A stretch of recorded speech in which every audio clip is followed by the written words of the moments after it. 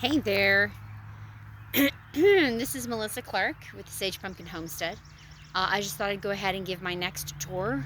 The first one I did basically just showed a blank slate for the most part. Today is the 2nd of April, so frost dates are going to be ending here in just a couple of weeks. I'm very excited about that. Excuse me, but in the meantime, I have put a couple things in the ground, and I want to show you my straw bale garden idea that I'm looking to do. So hold on one second. Okay, so I'll start here by the gate because this is generally what I do. I have a couple sticks in the ground. There's this one. I know they're kind of hard to see in the video, and this second one. These are a couple of rows of carrots, and I know you really can't see them. Right here, that Sophia decided she wanted to do, and when we get around to the other side, I will show you the couple of rows of onions that Kaylin decided to do.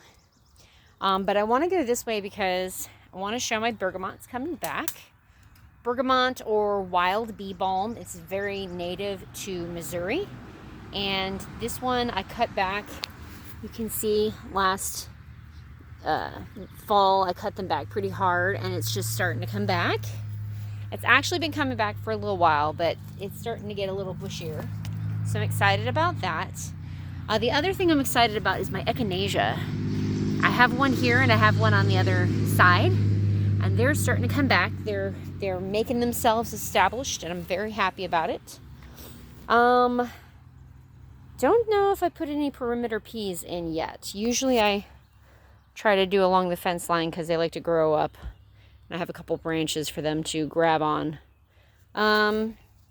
Pretty sure I might have done some on this side, but again, not certain. Hold on one sec. Okay, so I was just over there, and I'm on this side of this piece of cattle panel. This is sort of a trellis. My kids are like, why is it still here? I'm like, I don't know. That's okay. I do know that I did some perimeter peas here. And you can see right here, my strawberries have started coming back. I'm really, really excited about the strawberry patch. This is like the 3rd year we've had it, and they're just doing phenomenal. We got a good couple harvests. It's all of this. I'm very, very happy that it's growing, and I'm good to let it grow. This is our asparagus, and I think I was supposed to cut it already. It decided to get really tall, but I couldn't remember if it was 1 to 2 years, you don't cut it or do anything, but it just went boop. Very nice. And I put it in as a root, so I have a feeling that, technically speaking, that yes, it probably could have been cut this year to eat, but I'm not sure there's enough here for us to do anything with. So, as you can see, I'll get to in a few minutes. Looks like a couple pieces broke off. We had a huge, and I mean huge, rainstorm last night. Tornado warning and everything. Well, I even have some strawberries trying to pop up out here. Again, totally okay with it. Again, perimeter peas. Definitely put a bunch of perimeter peas over here. There's my other Echinacea. I think it's definitely tinier than the other. And this is my straw bale garden thing I'm trying to start. And I did put some lettuce in. I don't know that the rainstorm liked them very much. I wasn't thinking that I had to do anything like that. I didn't know we were going to have such severe weather last night. So I'm not really sure if these guys will make it. But they are Buttercrunch Bib lettuce, which I'm very fond of. So I was like, you know what the heck. Hadn't been able to successfully start from seed any other time, so I'm like, you know what, I'm going to try. This is the tunnel. I do have a straw bale in there. I was hoping to maybe do some tomatoes inside of this. I did have tomatoes in the ground in here last year, but the beauty of straw bale gardening is you don't have to worry about what was in the ground. I also heard you can use them twice in a row, 2 years in a row. And I have chicken wire down. I need to wrap each bale, which I haven't quite done yet. I just haven't gotten to it.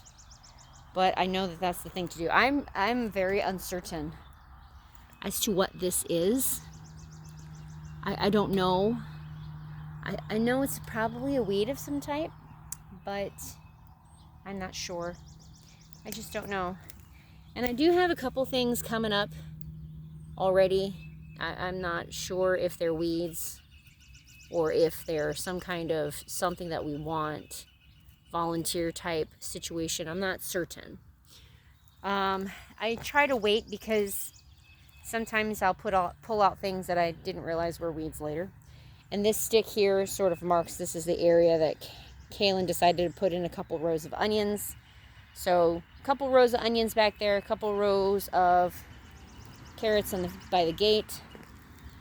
Funny as it seems, I see some beans on the ground that must have blown from a pod somewhere, which could turn into volunteer plants, which are fun sometimes.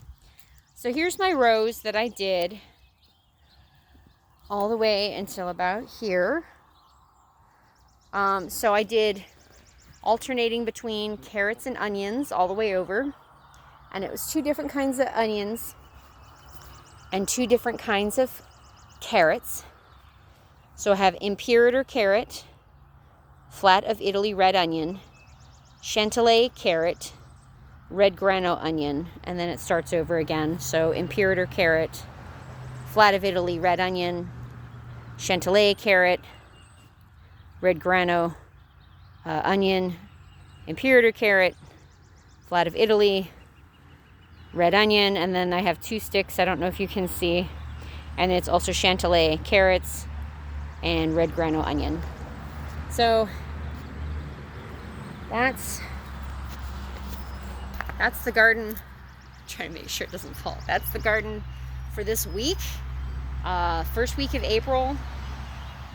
I am very, very behind on a lot of things. I didn't really start any seeds last month or even the month before like I was supposed to.